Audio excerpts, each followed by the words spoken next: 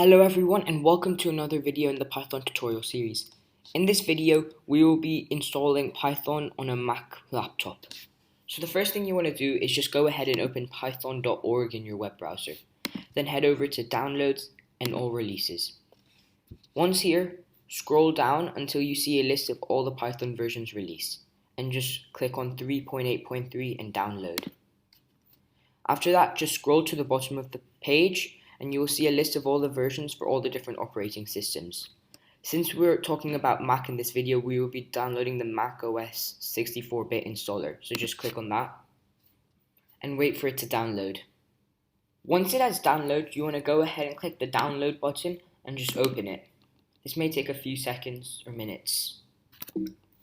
Once the installer has opened, you will see an interface like this pop up. You just want to go and click the continue button and then click continue again and press agree to the software license agreement, and then it will ask you to download this on your laptop. Since I already have Python installed on my Mac, I will not reinstall it, but you will just go ahead, click install, and then it will ask for your password. When it does this, just type in the password for your laptop and press continue and it will install on its own. Once the installation process has finished, go ahead and open Launchpad and click the IDLE section.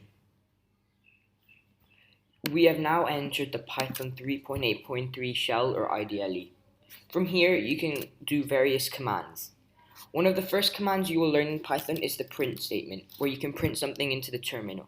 So let's say we want to print hello world. So you just go ahead and type print, then use two brackets and type hello world. And you have now successfully just printed your first command.